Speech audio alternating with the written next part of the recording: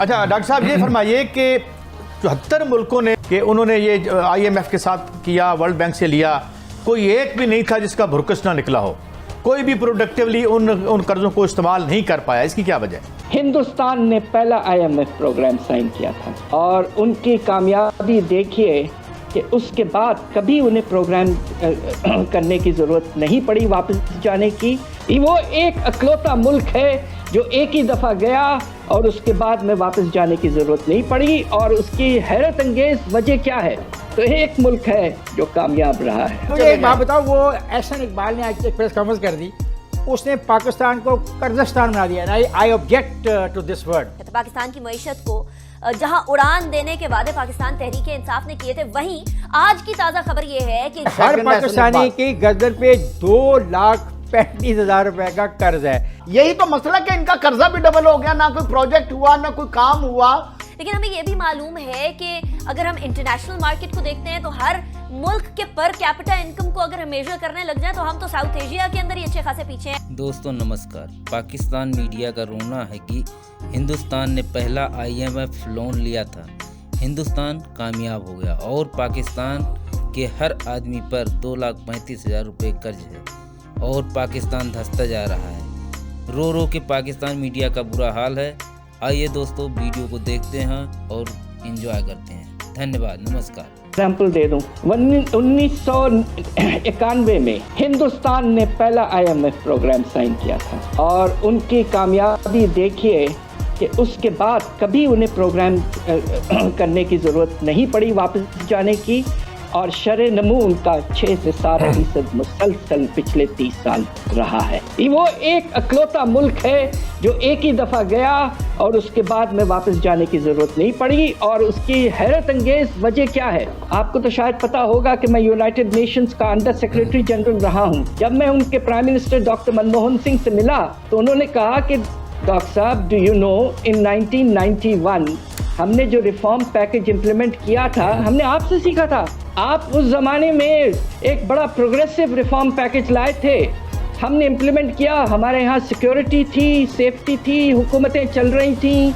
आपके यहाँ हर 2-3 साल बदल रही थी। हम कामयाब हुए, आप फेल हो गए।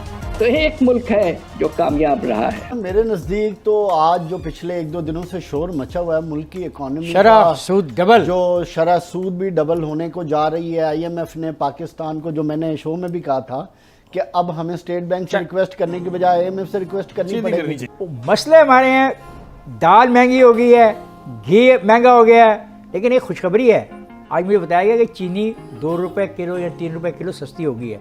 देखिए, हम हमेशा बुरी बातें करते हैं, अच्छी बात ही हम करते हैं। मैं आज आपको अच्छी बात ही बता रहा हूँ कि चीनी की कीमत कहीं पे 2-4 रुपये कम हो गई है। लेकिन मैं क्या करूँ, मसूर की दाल और महंगी हो गई है, चने की दाल और महंगी हो गई है, घी महंगा हो गया है, अंडे महंगे हो गए हैं। मुझे एक बात बताओ, वो एहसन इकबाल ने आज एक प्रेस कॉन्फ्रेंस कर दी, उसने पाकिस्तान को कर्जस्तान बना दिया। I object to this word. Ahsan Iqbal, अरे अच्छा, वो कहते हैं कि हर पाकिस्तानी की गर्दन पे 2,35,000 रुपए का कर्ज है। जो एहसन इकबाल बात कर रहे हैं ये बिल्कुल ठीक है। हम बहुत बड़े कर्ज में हैं, लेकिन ये कर्ज इस गवर्नमेंट ने नहीं लिया, ये पुराने कर्जे आ रहे हैं और मैं सबको ब्लेम करूंगा। आपकी एहसन इकबाल साहब ने जिस तरह बयान किया उसमें कोई दूसरी राय नहीं है। ये तो फिगर्स हैं जो पूरे पाकिस्तान की दुनिया को पता है कि पाकिस्तान का कर्जा 94 बिलियन से 127 अरब पे चला गया, जो किसी हुकूमत ने 6 सालों 7 सालों में उठाया था, इन्होंने 3 सालों से उठा लिया। यही तो मसला कि इनका कर्जा भी डबल हो गया, ना कोई प्रोजेक्ट हुआ ना कोई काम हुआ। पाकिस्तान की मईशत को जहां उड़ान देने के वादे पाकिस्तान तहरीक इंसाफ ने किए थे, वहीं आज की ताजा खबर यह है कि गैस के अंदर 157.5% इंक्रीज करने की दरखास्त दे दी गई है। इसका मतलब ये है कि डबल नहीं बल्कि 157% कीमतें बढ़ा दी जाएंगी गैस की। एक तरफ गैस आ नहीं रही है, दूसरी तरफ गैस की कीमतें बढ़ाने की बात कर रहे हैं। और हम इस विशियस सर्कल से कैसे निकलें कि IMF की तरफ जाते हैं, IMF से कर्जा लेने के लिए हमें कुछ शराइत पूरी करनी पड़ती हैं। वो शराइत जो होती हैं वो एक आम आदमी के लिए बड़ी महंगी पड़ती हैं और उसके बाद so on and so forth हम लोगों को फिर कर्जे की जरूरत होती है, फिर IMF की तरफ जाते हैं। लेकिन हमें यह भी मालूम है कि अगर हम इंटरनेशनल मार्केट को देखते हैं तो हर मुल्क के पर कैपिटा इनकम को अगर हम मेजर करने लग जाए तो हम तो साउथ एशिया के अंदर ही अच्छे खासे पीछे हैं। सवाए अफगानिस्तान से बाकी तमाम के तमाम ममालिक हमसे आगे जा रहे हैं। ये तकरीबन पाकिस्तान को गिरवी रख दिया इन्होंने, और जो है पाकिस्तान अगर IMF के पास नहीं जाता तो आप डिफ़ॉल्ट करते हैं, और अगर आप डिफ़ॉल्ट करते हैं तो फिर इससे भी ज़्यादा कॉन्सिक्वेंसेस आते हैं।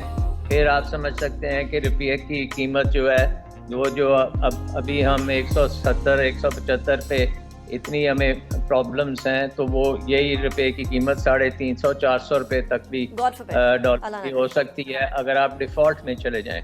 सिर्फ ये बताने की ज़रूरत है, एक कड़वा सच हमें बतौर एक पाकिस्तानी ये बताने की ज़रूरत है कि हमने IMF के साथ ये जो $1 अरब का फंदा, फांसी का फंदा पूरे मुल्क की गर्दन पे लगा दी है, तो ये क्या है, इसकी शराइत क्या हैं, ये कैसे ख़त्म होगा, कितने और टैक्सेस लगेंगे। स्टेट बैंक ऑफ पाकिस्तान अगर जो कह रहा है, जो बात ये कि 36,000 रुपये 2008 में हर पाकिस्तानी के ऊपर कर्जा था, फिर यानी पीपल्स पार्टी की हुकूमत आई, पीपल्स पार्टी की हुकूमत ख़त्म होती है तो वो 36 से 86,000 रुपया हर पाकिस्तानी के ऊपर कर्जा हो गया। और फिर उसके बाद वो जब मुस्लिम लीग नून की हुकूमत आती है तो वो 88,000 से 1,40,000 हो गया, और इस वक्त वो 1,40,000 से 2,17,000 हो गया है फीकस हर पाकिस्तानी पे। 1,40,000 से 2 लाख, तो ये जो कर्जा हम लेते जा रहे हैं, और आप कमाल देखें कि ऐसी शराइत जो हैं वो आयद हुई हैं